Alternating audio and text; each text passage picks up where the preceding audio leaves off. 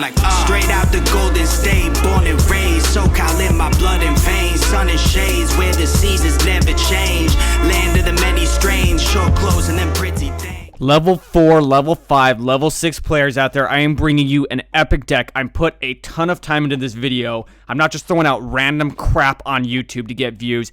This deck is tried, true, tested. It got me all the way to Royal Arena as a level 5. I was beating level 7s and level 8s.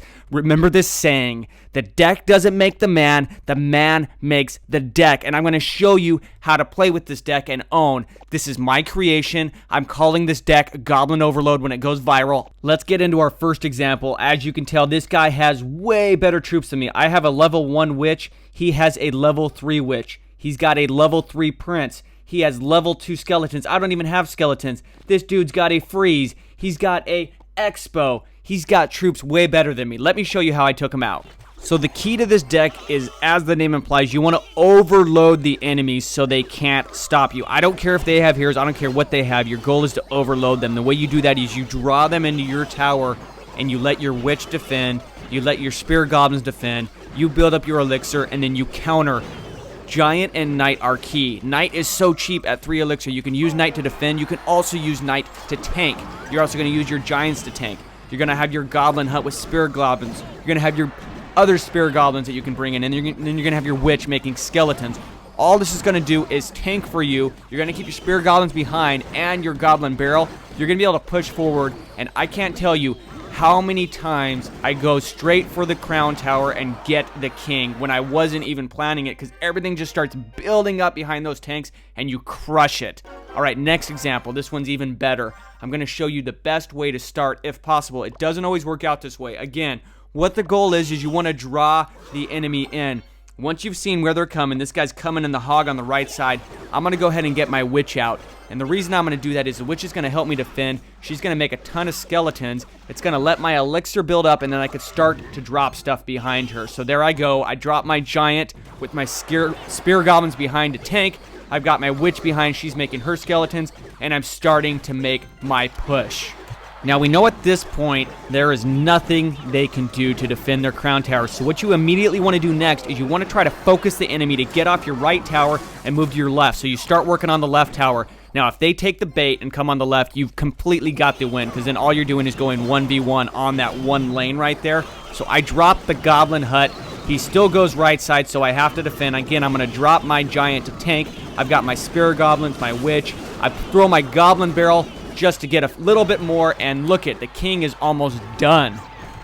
At this point, this dude with way better troops than me just completely throws in the towel. I drop everything and get the 3-crown victory. All right, next example. Stick with me here, guys. Hope you're getting it. So again, we're going up against a guy with really good troops, way better troops than me.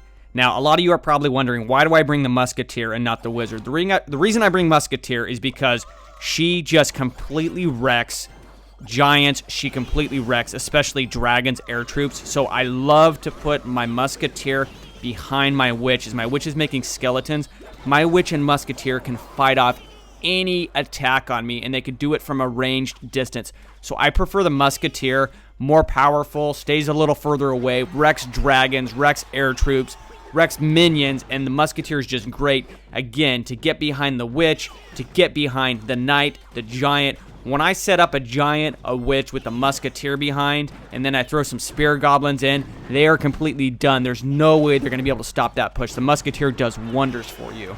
Also, I love the knight. Cheap, 3 elixir, and the knight can tank for days. The knight can do 2 things. It can defend. They throw a hog in, they throw a prince in. Easy. You always typically have 3 elixir sitting there. You throw your knight down on the side to defend. You take him out. You protect your tower. Also, you can get your knight out when you've got your goblin hut behind you. You throw a couple of spear goblins behind your knight. You throw your witch behind your knight, and all of a sudden you start to make your push. I've taken out so many towers with my knight pushing like a giant because, again, as the knight's moving forward, all your spear goblins start building up behind, and they're throwing their spears, taking down any defense. Okay, so this gameplay here, we're moving forward, and you notice we've got the Inferno. Infernos used to scare me. They really don't anymore. The way to handle the Infernos is you just need to overwhelm them with a lot of troops because they're single shot. Remember Clash of Clans where you have the multi-target and the single target? the Inferno is single target, and as it hits somebody, its power goes more and more higher. So if you just overwhelm the Inferno with a bunch of skeletons and goblins and troops, you'll be able to take it down super quick. I also use my Goblin Barrel on Infernos to take Infernos out sometimes. Now what you want to do with the Goblin Barrel, this one I'm talking, not really commentating the gameplay because I wanted to get these points across. What you want to do with the Goblin Barrel is just work at the tower, work and chip away at it. Once you've taken a tower down to like 100, 200, 300 health left, I go ahead and move and start taking out the other tower to completely distract them. The enemy gets so pissed off because their one tower's weak, and I start working on the other tower, and then boom, once they've used their arrows on something, I've got my Goblin Barrel. I know they have no arrows. I throw the Goblin Barrel and I take them out. Done. Now what I love about Clash Royale is the variety. There's so many ways to play the game. There's so many ways to play this deck, but I've given you a few typical scenarios that I use it for, how to do it, and I'm telling you right now, especially if you're a level 5 player, you will be able to push in trophies way further than you ever have before with this deck. Now I'm making this video and now I'm almost a level 7 player. This is footage I recorded a month ago, and so now the meta has changed for where I am. So please, if you play this game, I know there's a lot of big YouTubers out there.